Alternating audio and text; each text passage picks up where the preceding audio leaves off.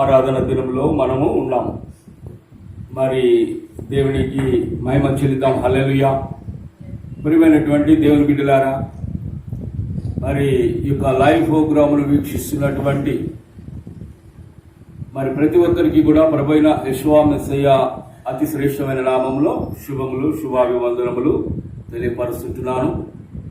మరి అందరూ కూడా ఈ యొక్క సబాతు ప్రారంభ ఆరాధనలో ఆయా గృహాలలో మరి ఈ యొక్క ఫోన్ లైవ్ ద్వారా మనం కూడుకుంటున్నాం. రీతిగా కూడుకున్నటువంటి ప్రతి ఒక్కరికి కూడా ప్రత్యేకంగా యేషువా మెస్సయ్య నామంలో అందరికీ కూడా శుభములు, శుభాభివందనములు తెలియపరుస్తుంటున్నాను. అందరూ బాగున్నారా? మీ అందరికీ కూడా ప్రత్యేకంగా మరి వందనాలు, షాలోం చెల్లిస్తున్నాను. మరి ఈరోజు కొద్ది సమయము దేవుడి యొక్క వాక్యమును మనం ధ్యానం చేసుకొని దేవుడి నామాన్ని మనం మహిమపరుద్దాము. మరి దేవుని యొక్క సన్నిధానంలో మనము దేవుని యొక్క వాక్యమును ధ్యానము చేస్తుండగా దేవుడు మనకి అనేకమైనటువంటి మరి ప్రత్యేకమైనటువంటి మరి ఇన్స్ట్రక్షన్స్ ఇచ్చిన్నారు. ఎలాగా మనము మరి దేవునిలో మనము కొనసాగగలము, ఏ విధముగా కొనసాగగలము.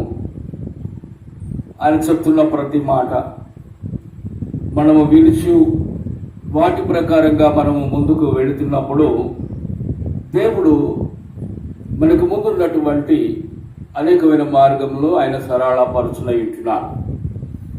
అయితే పరిశుద్ధ గ్రంథము మనకు ప్రత్యేకంగా తెలియపరిచే విషయం ఏమంటే, దేవుడు ఆత్మయున్నాడు.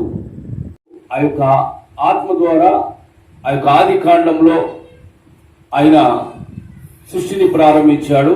పరిశుద్ధ గ్రంథము మరలా చివరిగా ఎక్కడ చూస్తున్నామంటే ప్రకటన గ్రంథము 22వ అధ్యాయం 17వ వచనంలో ఆత్మయు పెళ్లి కుమార్తెయు వచ్చుచున్నారు, ఇరువాడును మరి రమ్మని చెప్పవలెను అని మనం చూస్తున్నాం. దేవునికి మహిమ కలుగును గాక. కనుక పరిశుద్ధ గ్రంథమంతా కూడా ఆత్మ చేత నింపబడి ఆత్మ అయిన దేవుని చేత మరి నడిపించబడి, అలాగే పరిశుద్ధ గ్రంథం కూడా ఆత్మ చేతనే దేవుడు రాపించాడు. ప్రవక్తలందరూ కూడా ఆత్మ చేత ఆత్మపూర్ణులై ఈ యొక్క వాక్యమును రాపించారు అని మనం చూస్తున్నాం. అంటే పరిశుద్ధ గ్రంథములో కీలకమైనటువంటి ప్రధానమైనటువంటి అత్యున్నతమైనటువంటి పాత్ర ఎవరు పోషిస్తున్నారు అంటే పరిశుద్ధ ఆత్మ మాత్రమే పోషిస్తుంది. కనుక ఈ ఆత్మ ప్రాముఖ్యత ఎంతవరకు ఉంది అని మనం చూసినట్లయితే, ఈ ఆత్మ ప్రతి ఒక్క మనుష్యుడు కూడా కలిగి ఉండాలి అని యొక్క నిర్వచనముతో పరిశుద్ధ గ్రంథము మానవుల్ని హెచ్చరిస్తుంది. ప్రతి మనిషికి కూడా దేవుని ఆత్మ కావాలి, దేవుని ఆత్మ ఉండాలి. దేవుని ఆత్మ లేకపోతే ఎవరు కూడా దేవుని యొక్క కార్యములు చేయలేరు. దేవునిలో మరి స్పష్టముగా, బలముగా, మరి చక్కనటువంటి దేవుని యొక్క చిత్త ప్రకారముగా నడిపించబడటము సాధ్యము కాదు అని లేఖనాలని మనం గమనిస్తున్నప్పుడు తేటపరచబడుతూ ఉంటుంది. కొందరు పరిశుద్ధాత్మని కొందరు మరి వారి యొక్క ఆలోచన ప్రకారముగా పరిశుద్ధ గ్రంథంలో తీసుకుంటున్నారు. కానీ ప్రత్యేకముగా దేవుడు తెలియపరుస్తున్నటువంటి ఒక మాటను మనం చూద్దాం. యెషయా గ్రంథము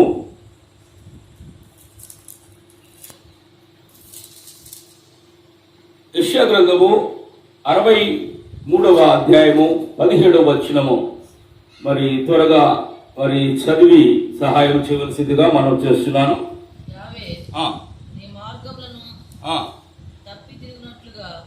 63వ అధ్యాయం 17వ వచనము. అవును,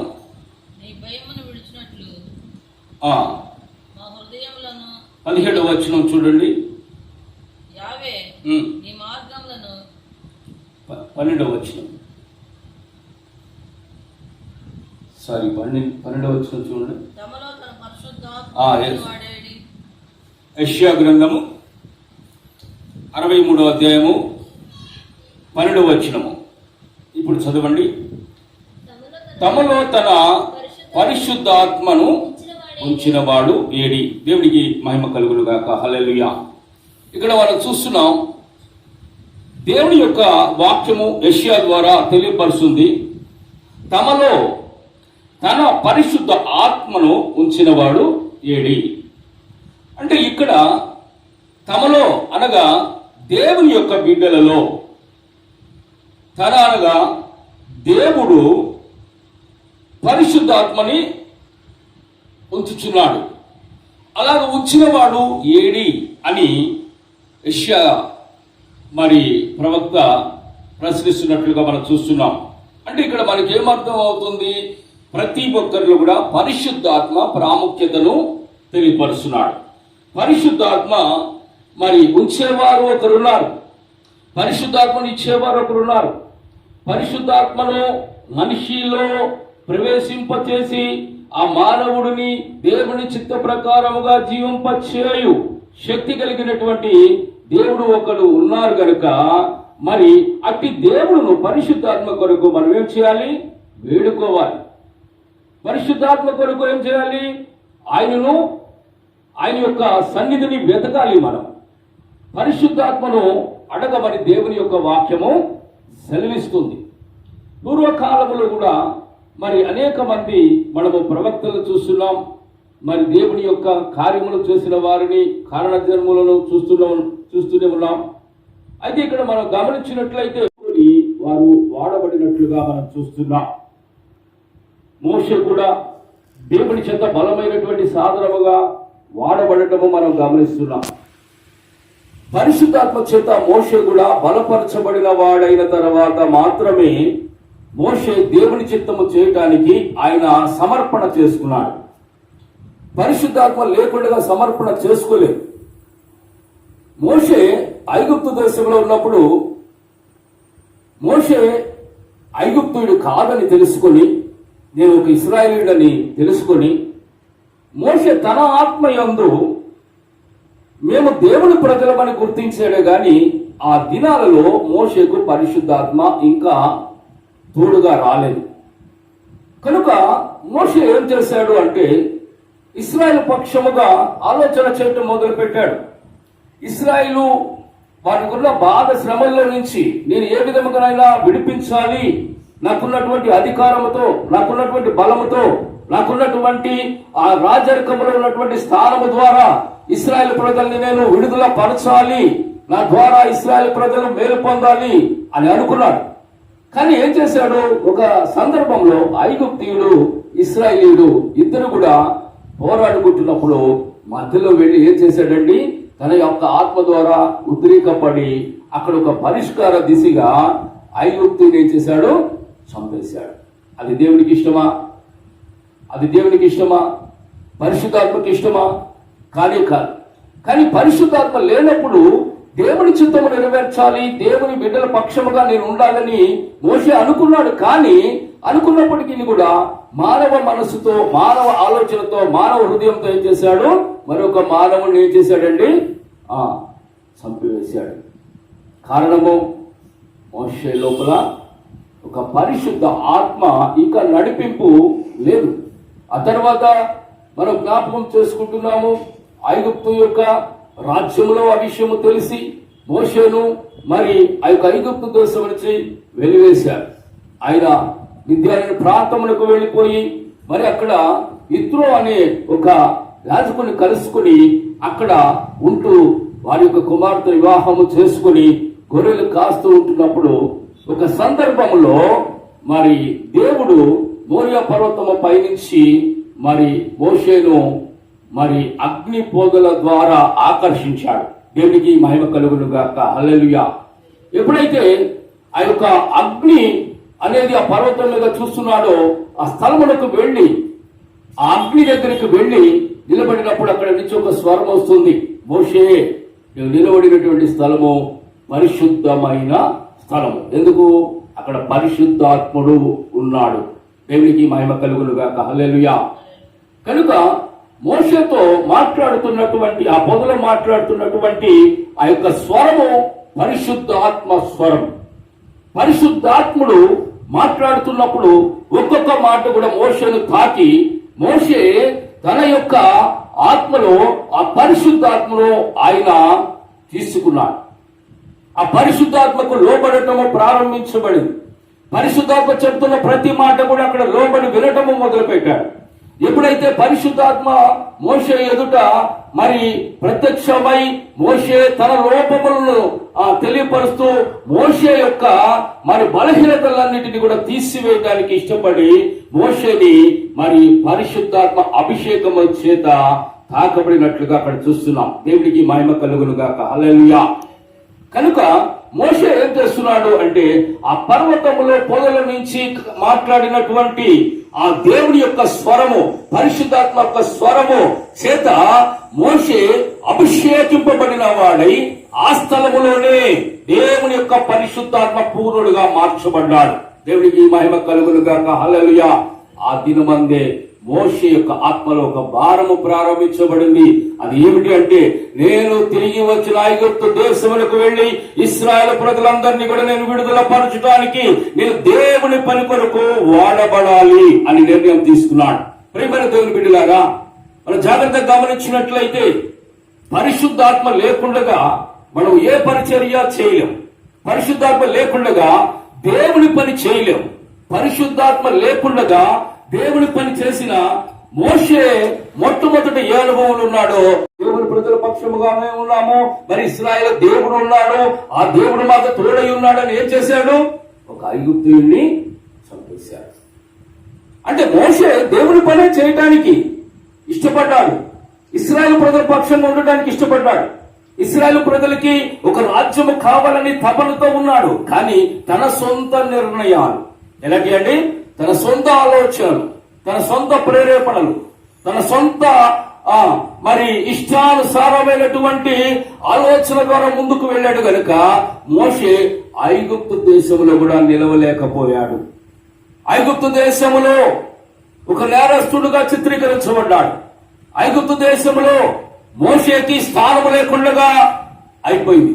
ఐగుప్తు దేశంలో ఎంతో పేరు గడించినటువంటి మోషే మరి సమస్తమైనటువంటి విద్యా రంగంలో ప్రావీణ్యత కలిగిన వాడు, ఐగుప్తు దేశంలో అందరికంటే కూడా చాలా బలమైన వాడు, జ్ఞానం కలిగిన వాడు, గొప్పవాడు, సుందరుడు, చాలా మరి తెలివితేటలు కలిగిన వాడు, అన్ని విషయాలు ఉన్నప్పటికీ కూడా ఐగుప్తు దేశంలో నిలవలేని పరిస్థితి ఏర్పడింది. కారణం ఏంటి అంటే దేవుని పక్షముగా ఉన్నానని అనుకున్నాడే కానీ దేవుని ఆత్మచిత్తం ఏదో తెలుసుకోలేకపోయాడు.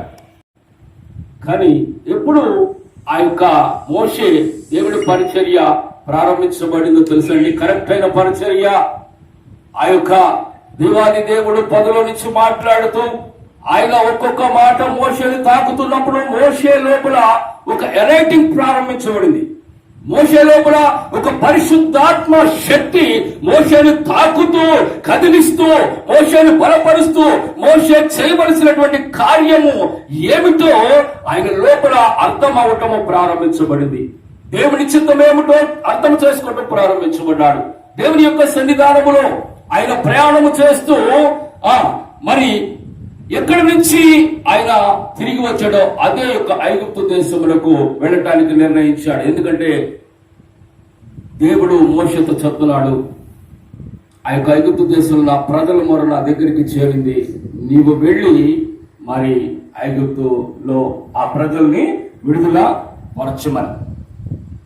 మోషే పరిశుద్ధాత్మ పూర్ణుడై దేవుని దగ్గర ప్రార్థన చేస్తూ ఆ యొక్క ఐగుప్తు దేశంలో దేవుని శక్తి కూడా మరి అనేకమైనటువంటి కార్యములు చేశాడు. 10 అద్భుతములు అక్కడ చేసినట్లుగా మనం చూస్తున్నాం. ఎన్ని అద్భుతాలండి? 10 అద్భుతాలు చేశాడు. ఈ 10 అద్భుతాలు ఎలా చేయగలిగాడండి?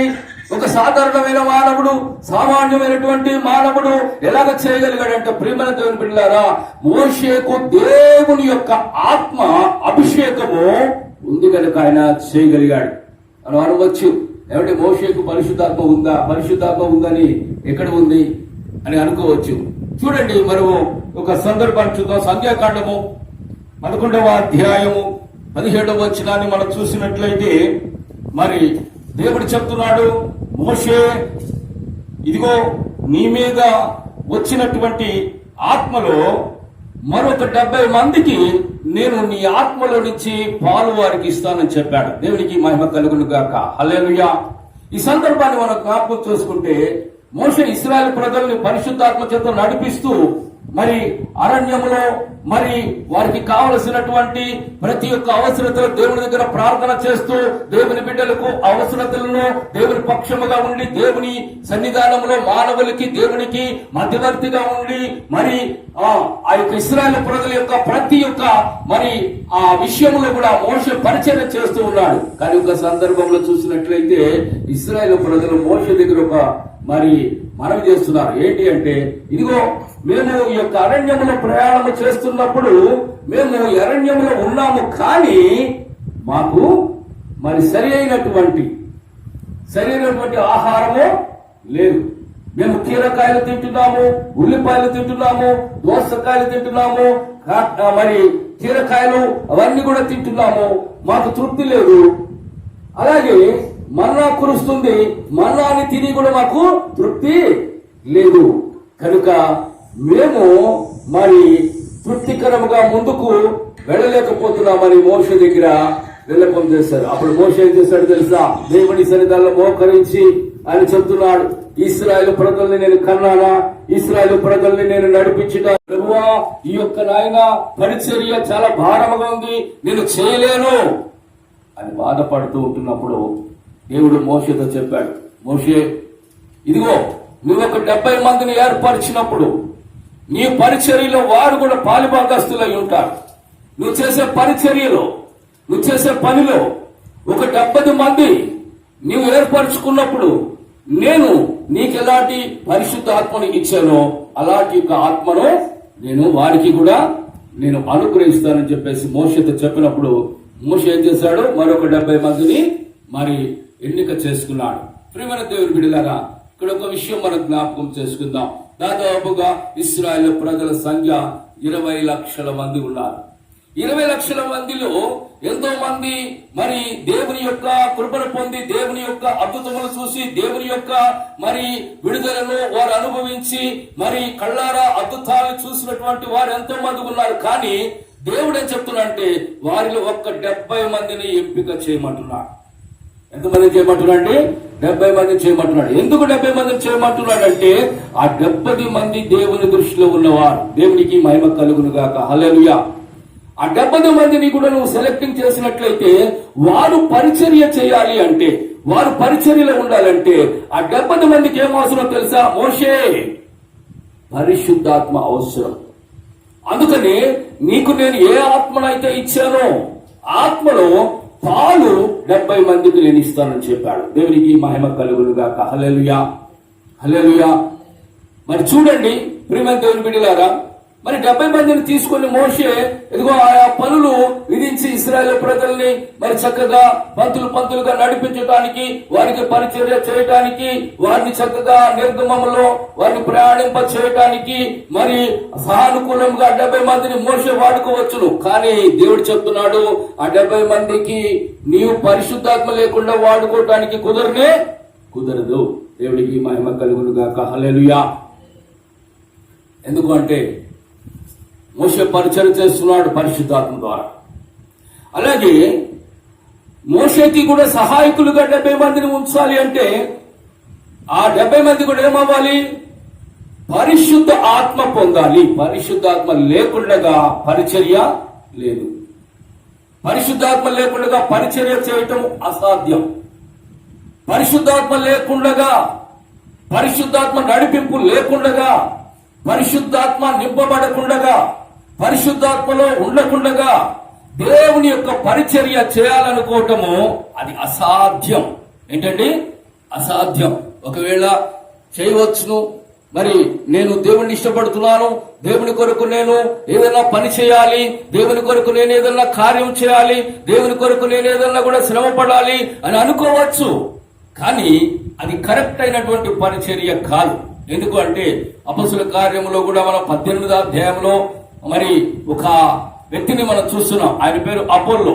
అపోల్లో కూడా పరిచర్య చేయడానికి ముందుకు వచ్చాడు. ఆయన ఇశ్రాయేలీయుడే, మరి చాలా ప్రావీణ్యత కలిగిన వాడు, లేఖనముల యందు ఆయన మరి చాలా మరి తెలివి కలిగిన వాడు, జ్ఞానము కలిగిన వాడు, అనేకమైనటువంటి మరి ఆ హంగులు ఆయనకి ఉన్నప్పటికీ కూడా అక్కడ రాయబడిన మాట ఏమంటే ఆ యొక్క అపోల్లో తన ఆత్మయందు తీవ్రపడి పరిచర్య చేశాడు. తన ఆత్మయందు తీవ్రపడి పరిచర్య చేశాడు. పరిశుద్ధాత్మ ఆయనకి తెలియదు. నిజంగా పరిశుద్ధ గ్రంథంలో చూస్తే మరి మంచి పరిచారకుడైనటువంటి సేవకుడిగా ఉన్నటువంటి అపోల్లోకి పరిశుద్ధాత్మ పొందిన అక్కుల్లా ప్రిస్కిల్లా పరిశుద్ధాత్మల గురించి పూర్తిగా తెలియపరిచినట్లుగా బైబిల్ మనకి స్పష్టంగా తెలియపరుస్తుంది. దేవునికి మహిమ కలుగును గాక. హల్లెలూయా. అంటే ప్రియమైన దేవుని బిడ్డలారా, పరిశుద్ధాత్మ దేవునితో నడుస్తున్నప్పుడు ప్రతి వ్యక్తికి కూడా ప్రాముఖ్యంగా ఎంతో అవసరం. అందుకని మీరు పరిశుద్ధాత్మ కొరకు కనిపెట్టుకోండి, పరిశుద్ధాత్మ కొరకు వేచి ఉండండి, పరిశుద్ధాత్మ కొరకు మీరు మరి దేవుని సన్నిధానంలో అడగండి అని దేవుడు మనకి తెలియపరుస్తున్నాడు. మనం ఏమనుకుంటున్నామంటే, చాలా మంది ఏమనుకుంటున్నారంటే, నాకు పరిశుద్ధాత్మ వచ్చేసింది, వాక్యం చదివాను కదా, పరిశుద్ధాత్మ వచ్చింది, బాప్తిసం తీసుకున్నారు కదా, పరిశుద్ధాత్మ వచ్చేసింది, మరి దేవుళ్ళలో నేను ఉంటున్నాను కదా, పరిశుద్ధాత్మ వచ్చేసింది అంటే అది అపోల్లో యొక్క మనస్సు. అపోల్లో కూడా అలాగా అనుకొని సేవ ప్రారంభించి సంఘాలు కట్టాడు, విశ్వాసులు తయారు చేశాడు, వారికి బాప్తిసాలు కూడా ఇచ్చాడు. కానీ ఆయనకి ఏం లేదంటే పరిశుద్ధాత్మ లేదు అని సాక్ష్యం ఇస్తుంది. ఏ అపోల్లో అయితే సంఘమును తయారు చేశాడో, ఏ అపోల్లో అయితే ఆ సంఘమును నిలబెట్టాడో, ఏ అపోల్లో అయితే ఆ సంఘమునకు బాప్తిసములు ఇచ్చాడో ఆ సంఘమే సాక్ష్యం ఇస్తుంది, పరిశుద్ధాత్ముడు ఉన్నాడన్న సంగతే మేము వినలేదు. దేవునికి మహిమ కలుగును గాక. ప్రియమైన దేవుని బిడ్డలారా, పరిశుద్ధాత్మ లేకుండా దేవుని చిత్తమును జరిగించలేము. మన యొక్క ఆత్మ ద్వారా, మన మనస్సు ద్వారా మనము ముందుకు వెళ్ళినా కూడా అది పరిశుద్ధాత్మ ద్వారా జరిగించే కార్యములకు బహు దూరముగా ఉంటుంది అని మనం జ్ఞాపకం చేసుకుంటున్నాం. అయితే 70 మంది కూడా మరి ఎప్పుడైతే నిలబెట్టబడ్డారో మోషే యొక్క కాలంలో, మోషేలో ఉన్న పరిశుద్ధాత్మ 70 మందిలోకి పాలు పంచాడు దేవుడు. అంటే ఏం చేశాడండి, కొలతల ప్రకారంగా మోషేలో ఉన్న పరిశుద్ధాత్మని పంచాడు. ఇక్కడ ఒక విషయాన్ని జ్ఞాపకం చేసుకుందాం. మోషేలో ఉన్న ఆత్మలో 70 మందికి పాలు ఇవ్వటం ఎందుకు? ఈ 70 మందికి కూడా దేవుడు మళ్ళీ పరిశుద్ధాత్మను సపరేట్ గా ఇవ్వచ్చు కదా. అంటే మోషేలో ఉన్న ఆత్మ సాధారణమైనది కాదు. ఈ ఆత్మకి కొలత ఉండదు. తండ్రి చెప్పాడు, కొలత లేని ఆత్మ నీకు ఇస్తానని చెప్పాడు. ఈ రోజున ప్రపంచంలో చాలా మంది పరిశుద్ధాత్మ పొందిన వాళ్ళు వారు మెట్లుగా ఆ పరిశుద్ధాత్మ నింపుకున్న వారు ఉన్నారు, పరిశుద్ధాత్మ పరిచయమున్న వారు ఉన్నారు, పరిశుద్ధాత్మలో నింపబడిన వారు ఉన్నారు, పరిశుద్ధాత్మలో అనేకమైనటువంటి శక్తులు కలిగిన వారు ఉన్నారు, పరిశుద్ధాత్మలో అనేకమైన అద్భుతములు చేసేవారు ఉన్నారు, పరిశుద్ధాత్మలో ఉండి అనేకమైనటువంటి మరి ఆశ్చర్య కార్యములు చేసేవారు ఉన్నారు, పరిశుద్ధాత్మలో ఉండి అనేక మంది మరణించిన వారిని లేపగలిగిన వారు ఉన్నారు, స్వస్థతలు పరిచేవారు ఉన్నారు. వారు దేవుని సన్నిధానంలో పరిశుద్ధాత్మ ఏ విధంగా అడుగుతున్నారో, ఏ విధంగా కావాలనుకుంటున్నారో, మరి వారి పరిచర్యకు పరిశుద్ధాత్మ ఏ విధంగా అవసరమో వారు ఆ విధంగా వారు పొందుకొని పరిశుద్ధాత్మల ముందుకు వెళుతున్నారని మనం జ్ఞాపకం చేసుకోగలుగుతున్నాం. మోషే కూడా సామాన్యమైనటువంటి ఆ పరిశుద్ధాత్మ మరి పొందినవాడైతే కాదు, గాని దేవుడు ఆ 20 లక్షల మంది ఇశ్రాయేలు ప్రజలు నడిపించడానికి శక్తి కలిగిన ఆత్మ, ఆ యొక్క ఐగుప్తు దేశమును కదిలించడానికి శక్తి కలిగిన ఆత్మ, ఐగుప్తు ప్రజలందరూ కూడా భయానకముగా లేక దేవునిలో భయపడేవారుగా చేయగలిగినటువంటి పరిపూర్ణమైన పరిశుద్ధాత్మ శక్తి ఆయన అనుభవించాడు. చివరికి రాజు కూడా ఆ పరిశుద్ధాత్మ ముందు ఓడిపోయాడు. దేవునికి మహిమ కలుగును గాక. హల్లెలూయా. చివరిగా అన్నాడు, మీరు వెళ్ళిపోండి ఇక్కడి నుంచి, మీ దేవుడు గొప్పవాడు, ఈ లోపల ఏదో గొప్ప శక్తి ఉంది, ఐగుప్తు దేశాన్ని కదిలిస్తుంది, ఐగుప్తు రాజ్యాన్ని కదిలించింది, ఐగుప్తు యొక్క ప్రజలందరినీ కూడా భయకంపితులను చేసింది కనుక మీరు వెళ్ళిపోండి ఇక్కడి నుంచి అని చెప్పాడు. దేవుడికి మహిమ కలుగును గాక. హల్లెలూయా, హల్లెలూయా. కనుక మోషేకి అంత బలమైనటువంటి ఆత్మశక్తి కనుక ఇప్పుడు పరిచర్య 70 మంది లోపల కూడా వస్తుంది కనుక మోషేలో ఉన్న ఆత్మలో ఏం చేస్తే 70 మందికి పాలు ఇచ్చాడు. ఆ 70 మందిలో మనం చూసినట్లయితే మరి దేవుడు ఆ పరిశుద్ధాత్మను ఇస్తున్నప్పుడు ఆ 70 మందిలో 68 మంది మాత్రమే అక్కడ ఉన్నారు. 68 మంది మోషే దగ్గర నిలబడి ఉన్నారు. మరొక ఇద్దరు ఇంకా కూడా రాలేదు, 70 మంది పూర్తి అవ్వలేదు. అయినప్పటికీ కూడా పరిశుద్ధాత్మ దిగిపోయి ఆ యొక్క 68 మంది వ్యక్తుల మీద పరిశుద్ధాత్మ దిగినప్పుడు వాళ్ళు ఏం చేస్తున్నారంటే ప్రవచిస్తున్నారంట. ఏం చేస్తున్నారంటే ప్రవచిస్తున్నారు. పరిశుద్ధాత్మ మన దగ్గరికి ఎప్పుడైతే వచ్చిందో మన లోపల నుంచి దేవుని మాటలు బయటకు వస్తాయి. ఏం మాటలండి? దేవుని మాటలు బయటకు వస్తాయి. ఎందుకంటే మాట్లాడేది ఎవరు? మనలో ఉండి పరిశుద్ధాత్ముడు మాట్లాడతాడు. మన సాధారణంగా మనమేదో జ్ఞానవంతులంగా మాట్లాడే ప్రయత్నం చేస్తూ ఉంటాం.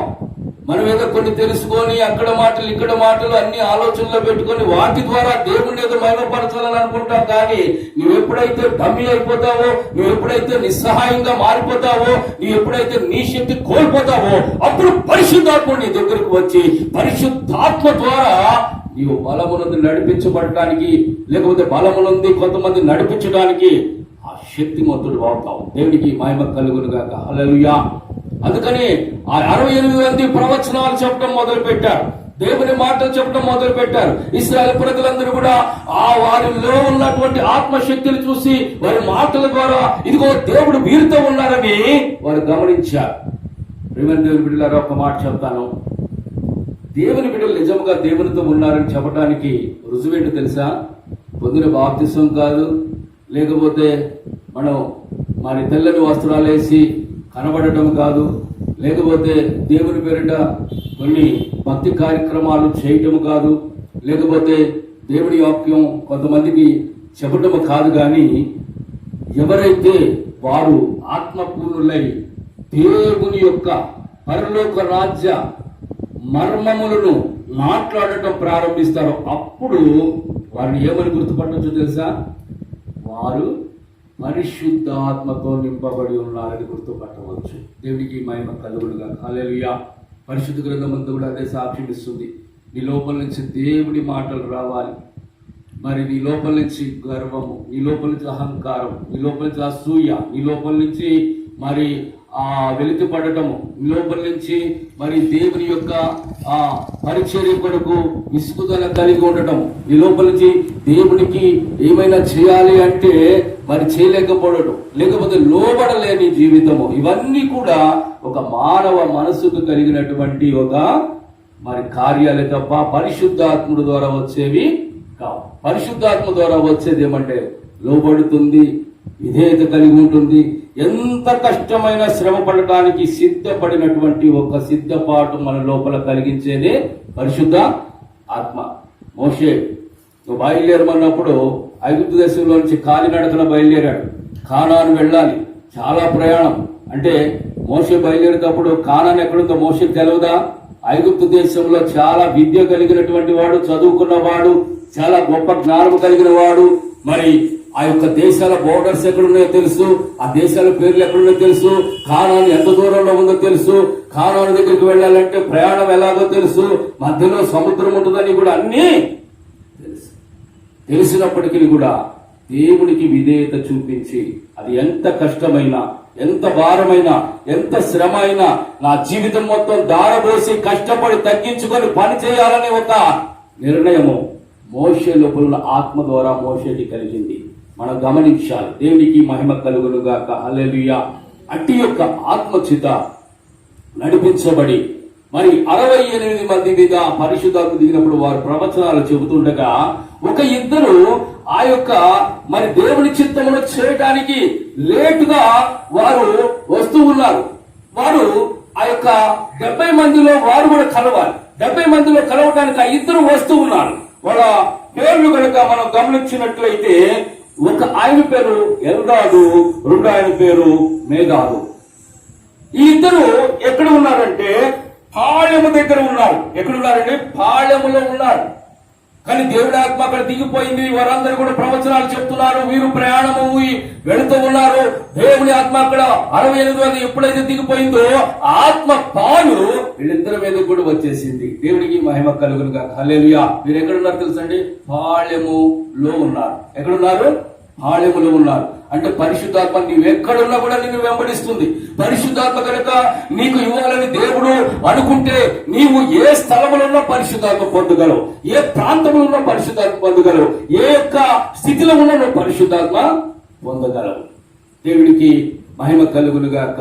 హల్లెలూయా, హల్లెలూయా. మరి డిఎల్ మూడీ గారని ఒక గొప్ప దైవ సేవకుడు ఉన్నారు. చాలా మరి సేవ ఆయన చేశారు. వారి గురించి మరి చాలా పెద్ద సాక్ష్యం ఉంది. ఆ రోజుల్లో సువార్తలు చేయటంలో ఆయన, లేదా సువార్త ప్రకటించడంలో ఆయన గొప్ప ప్రసంగికుడుగా పేరు పొంది ఉన్నాడు. ఒక రోజున ఒక గ్రామంలో సువార్త చేయడానికి వస్తుండగా ట్రైన్ దిగారు. ట్రైన్ నుంచి ఆయన జట్కా బండి ఎక్కడానికి మరి ఆయన ఆ జట్కా బండి కొరకు వెయిట్ చేస్తూ ఉన్నాడు. ఈ రోజున మనకి చాలా వెహికల్స్ ఉన్నాయి, కానీ ఆ రోజుల్లో జట్కా బళ్ళు, గుర్రపు బళ్ళు మాత్రమే ఉండేవి. మరి అక్కడ అదే సమయంలో ఒక వృద్ధురాలు కూడా ట్రైన్ దిగింది.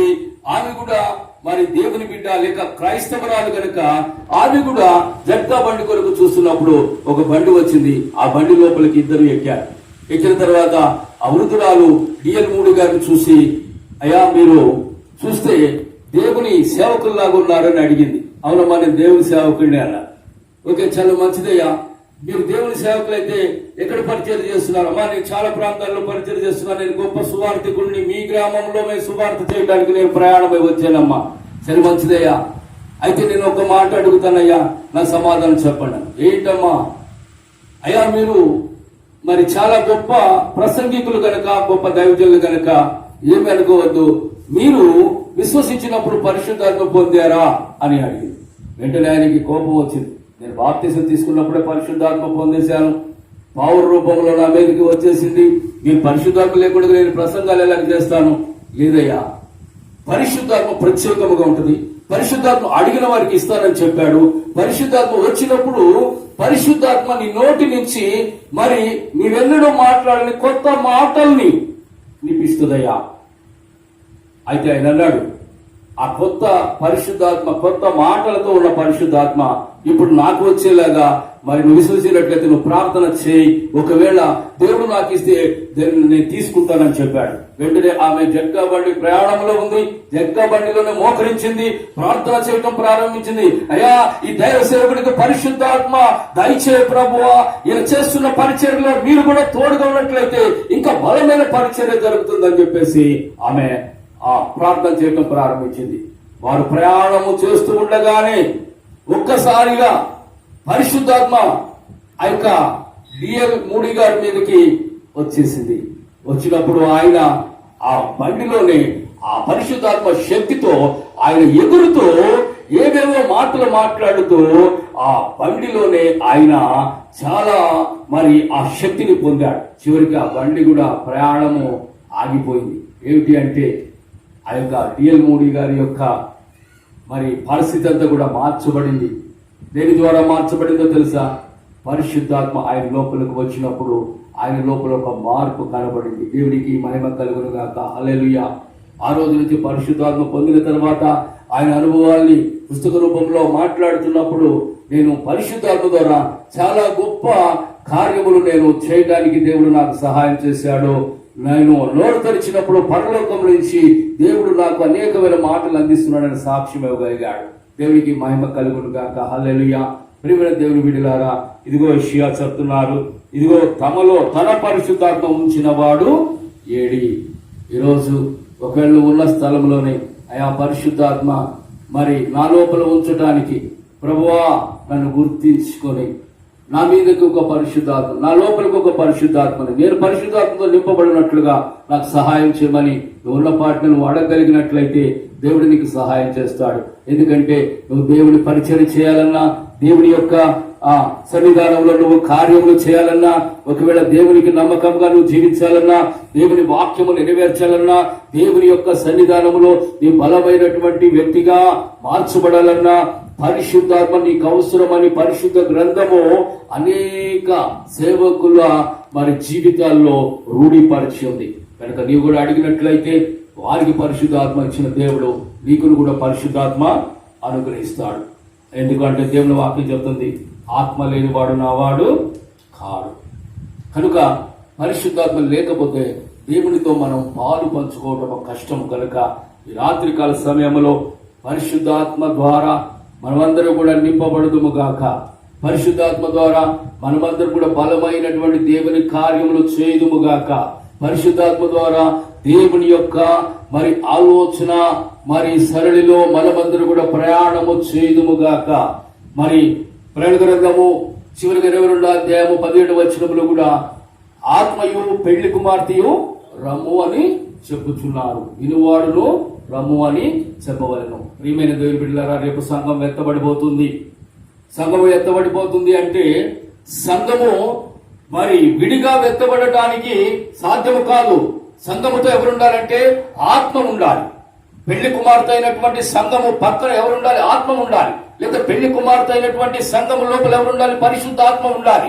అప్పుడు సంఘము దేవుని యొక్క రాకడ కొరకు, దేవుని రాజ్యం కొరకు అది తపన పడుతూ ఉంటున్నప్పుడు ఆ సంఘములో నుంచి పరిశుద్ధాత్మ కూడా ఏం చేయాలంటే ప్రభువా రమ్మని విజ్ఞాపన ప్రార్థన చేయించగలిగినటువంటి ఆ శక్తి ఇవ్వాలి. అందుకని అక్కడ చెప్పబడుతుంది, ఆత్మయు పెళ్లి కుమార్తెయు రమ్ము అని చెప్పుచున్నారు. ప్రభువా రండి, ఇక ఈ భూమి మీద మేము శ్రమలు పడ్డాం, కష్టములు పడ్డాం, బాధలు పడ్డాం, మరి అనేకమైన హింసలు పడ్డాం. ఇదిగో ప్రభువా మేము సిద్ధపడి ఉన్నాము మీ రాజ్యంలోకి రావడానికి, మమ్మల్ని తీసుకువెళ్ళడానికి. యేషువా మెస్సయ్యా త్వరగా రా అని చెప్పినప్పుడు ఆయన ఏం చేస్తున్నాడంటే ఆ మాట ఆయన విన్నాడు. హల్లెలూయా, హల్లెలూయా. నువ్వు ఆత్మ లేకుండా కేక వేసిన ప్రయోజనము లేదు. నువ్వు ఆత్మలో ఉండగా నువ్వు పిలుస్తున్నప్పుడు ఆ శబ్దం ఆయన వింటున్నాడు. అప్పుడు ఆయన ఏం చేస్తున్నాడు? జవాబు ఇస్తున్నాడు. ఏమని అంటున్నాడు? నీవే రమ్మని చెప్తున్నాడు. వినువాడు కూడా రమ్మని చెప్పవలను అని అక్కడ రాయబడి ఉంది. వినువాడు కూడా రమ్మని చెప్పవలను అంటే ఆ యొక్క సంఘములో పరిశుద్ధాత్మ ఉంటేనే అది సాధ్యం. పరిశుద్ధాత్మ లేకపోతే అది సాధ్యము కాదు. ఆ స్వరము దేవుని దగ్గరికి చేరదు. ఆ స్వరము దేవునికి కనెక్ట్ అవ్వదు. ఆ స్వరము దేవునికి కనెక్ట్ అవ్వాలంటే ఈ వ్యక్తి లోపల పరిశుద్ధాత్మ ఉండాలి. పరిశుద్ధాత్ముడే ఆ యొక్క దేవాది దేవుని సన్నిధానంలో ప్రార్థన చేయించగలడు, కేక వేయించగలడు, దేవుని కదిలించగలడు, దేవుని యొక్క రాజ్యమును స్థాపించగలడు. దేవునికి మహిమ కలుగును గాక. హల్లెలూయా. కనుక అక్కడ అతి సమీపముగా ఉన్నది కనుక ఎత్తబడే సంఘముతో కూడా పరిశుద్ధాత్మ లేకపోతే అది మనము ఎత్తబడటము సాధ్యము కాదు అనేది చివరి గ్రంథమైన ప్రకటన గ్రంథంలో కూడా మనం చూస్తున్నాం. కనుక రాత్రి నువ్వు ఎక్కడ ఉన్నా కూడా ప్రభువా నా జీవితంలో పరిశుద్ధాత్మ దాయిచ్చే, నా జీవితంలో పరిశుద్ధాత్మ కావాలి ప్రభువా. నైనా నీ సన్నిధానంలో నేను ఉన్నాను కానీ అనేకమైన విషయాల్లో జయించలేకపోతున్నాను, అనేక విషయంలో విడుదల లేకుండా ఉన్నాను, అనేక విషయంలో నేను మాట్లాడుతుండగా నా మాటకి శక్తి లేకుండా పోతుంది. నేను మాట్లాడుతున్నప్పుడు ప్రభువా ఏ దురాత్మ కూడా నన్ను లెక్క చేయలేకపోతుంది. నేను మాట్లాడుతుండగా ప్రభువా ఏ ఒక్కనైనా బలహీనత కూడా బెదరలేకపోతుంది. కనుక నాకు పరిశుద్ధాత్మ అవసరం అంటే పరిశుద్ధాత్మ నీ లోపలికి వచ్చి మాట్లాడించే ప్రతి మాట కూడా ఈ లోకమును జయించగలిగిన శక్తి కలిగినటువంటి మాటగా దేవుడు నిన్ను ఆశీర్వదిస్తాడు. ఒకవేళ నీ కుటుంబంలో పోరాడుతూ జయించలేకపోయి ఉంటున్నావు, లేకపోతే అప్పుల ద్వారా నువ్వు సమస్యల ద్వారా చిక్కుబడిపోయి నీవు జయించలేకపోతుంటున్నావు, లేదా ఆత్మీయ జీవితం బలంగా చేయలేక మరి బలహీనమైనటువంటి ఆత్మీయ జీవితం చేయడానికి నువ్వు బహుగా ప్రయాసపడుతున్నట్టున్నావు. ఒకవేళ దేవుడు అంటే ఇష్టమే, దేవుని యొక్క మరి సన్నిధానంలో ఎదగాలని తపన ఉంది కానీ నువ్వు ఎదగలేకపోతున్నావు, ఎదగాలనుకుంటున్నావు పడిపోతున్నావు, ఎదగాలనుకుంటున్నావు మరి ఎదగలేకపోతున్నావు అంటే నీకు పరిశుద్ధాత్మ తోడు లేదు అని అర్థం. కనుక ఈ రాత్రి నువ్వు అడిగినట్లయితే నువ్వు జయించడానికి, నీ కుటుంబాలను జయించడానికి, నీ యొక్క రుణములు జయించడానికి, నీ సమస్యలు జయించడానికి, నీకున్నటువంటి బాధలు, నీకున్నటువంటి కష్టములు, నీకున్నటువంటి శోధనలు ఏమి జయించాలన్నా అది ఐగుప్తు దేశములాగా నీకు ఎదురు కనపడినా, ఒకవేళ ఎరుకో పట్టణములాగా చుట్టూ కోట కట్టబడినా, మరి నువ్వు వెళ్ళలేని పరిస్థితులు ఏర్పడినా కూడా పరిశుద్ధాత్మ ఉన్న స్థలంలో నీకు జయము కలుగుతుంది. దేవుడు మరి ఈ యొక్క పరిశుద్ధాత్మను అడుగు వారికి నిత్యం ఇస్తానన్నాడు. కనుక నువ్వున్న పాటను అడిగినట్లయితే దేవుడు నీకు సహాయం చేస్తాడు. ఒకవేళ పరిశుద్ధాత్మ పొందుకున్నట్లయితే, ఒకవేళ పరిశుద్ధాత్మ మళ్ళీ దూరపరుచుకున్నట్లయితే నువ్వు ఉన్న చోటునే ప్రభువా మళ్ళీ నాకు పరిశుద్ధాత్మ దయచే, మళ్ళీ నాకు నూతన అభిషేకం దయచే, మళ్ళీ నూతన పరచబడటానికి సహాయం చేయి. ఈ లాక్డౌన్ ద్వారా ప్రభువా మరి 2 నెలలు చిల్లరలు అయినా నేను మందిరంలో రాలేకపోతున్నాను, లేక సరైన ప్రార్థన లేదు, సరైన వాక్యం లేదు, సరైనటువంటి ఆత్మీయ అనుభవాలు లేవు ప్రభువా. మరి సరిగా మీ లోపల నేను మరి నాయన బలంతో శక్తితో ఉండలేకపోయాను ప్రభువా. ఇప్పుడే నువ్వు ఉన్న పాటునే ఆ ఇద్దరు కూడా బయట ఉన్నారు. పరిశుద్ధాత్మ ఆ బయట ఉన్న వారికి కూడా దయచేసిన దేవుడు నువ్వు ఉన్న స్థలంలోని పరిశుద్ధాత్మను దయచేయగలుగుతున్నాడు. నేను ప్రార్థన చేయబోతున్నాను. దేవుని సన్నిధానంలో నువ్వు మోకరించినట్లయితే దేవుడు నిశ్చయముగా అడుగు ప్రతివానికి కూడా నేను ఆత్మనిస్తానని చెప్పాడు. ఒకవేళ నీకున్నటువంటి పరిస్థితి ఎంత మరి భయంకరమైనదైనా దానికి తగినటువంటి ఆత్మను నాకు దయచేయమని నువ్వు అడుగు. 20 లక్షల మంది ఇశ్రాయేలు ప్రజలు నడిపించడానికి మోషేకి బలమైన ఆత్మను ఇచ్చిన దేవుడు నీకున్నటువంటి పరిధిలో, నీకున్నటువంటి పరిస్థితుల్లో నీవు జయించడానికి నీకు ఎంత ఆత్మ కావాలో దాన్ని దయచేసి నేను నడిపిస్తాడు. నేను ప్రార్థన చేస్తున్నా. మహాపరిశుద్ధమైన తండ్రి, నీ పరిశుద్ధమైన నామమునకు స్తోత్రం చెల్లిస్తున్నా. ఈ యొక్క నాయన సభాటు ప్రారంభ ఆరాధనలో మరి నాయన మమ్మల్ని ఉద్దేశించి ప్రాముఖ్యముగా ప్రభువా నీ జీవము కలిగినటువంటి ఆత్మ ద్వారా మాతో మాట్లాడినందుకు మీకు స్తోత్రాలు చెల్లిస్తున్నాం. యెషయా చెప్తున్నాడు, మరి తమలో పరిశుద్ధాత్మ ఉంచిన వాడు ఏడి? ప్రభువా పరిశుద్ధాత్మ ఉంచే వారి కొరకు మేము వెతకాలి అని యెషయా చెప్తున్నాడు. ఏడి అంటే వెతికి ప్రభువా మాలో కూడా పరిశుద్ధాత్మ ఉంచు అని అడగటము కొరకు యెషయా ప్రభువా మాకు నేర్పిస్తున్నాడు. గనుక ఈ రాత్రికాల సమయంలో తండ్రి ఎవరైతే నాయన మీ సన్నిధానంలో ఆయా స్థలాల్లో ఉన్నారో వారిని గమనించి నాయన ప్రభువా వారికి కావలసిన పరిశుద్ధాత్మను మీరు దయచేయమని ప్రార్థన చేస్తున్నాను. మోషే కూడా ఆత్మ లేకుండా మరి అంత గొప్ప పరిచర్య చేయలేకపోయాడు. మోషేతో ఆ పరిచర్య భారం పెరిగినప్పుడు మోషేకి నైనా మరి ఆ యొక్క సహచరులు కావాలి గనుక వారు కూడా సామాన్యంగా ఉండటానికి వీల్లేదు. పరిశుద్ధాత్మ పూర్ణులై ఉండాలని ప్రభువా మీరు వారికి కూడా పరిశుద్ధాత్మనిచ్చారు. ప్రభువా మీకు స్తోత్రాలు చెల్లిస్తున్నాను. ప్రభువా ఇక్కడ అడుగు ప్రతివానికి ఇస్తానని చెప్పావు గనుక ఎవరైతే మోకరించున్నారో వారినైనా మీరు దృష్టించండి, దర్శించండి. వారి ఆశతో పరిశుద్ధాత్మ కొరకు కనిపెట్టుకొని చుండగా పరిశుద్ధాత్మ అభిషేకము వారి మీదకి పంపించమని ప్రార్థన చేస్తున్నా. ప్రతి ఒక్కరి ఆత్మచేత నింపాలని ప్రార్థన చేస్తున్నా. ఆత్మ అభిషేకంతో నింపుదల కలిగి మీ చిత్తము చేయడానికి ప్రభువా ప్రతి బిడ్డ కూడా నాయన మీ సన్నిధానములో మరి నాయన నిలబట్టుకు సహాయం చేయండి, బలపరచండి. సమస్తము మేస్తులకు అప్పగిస్తున్నాం.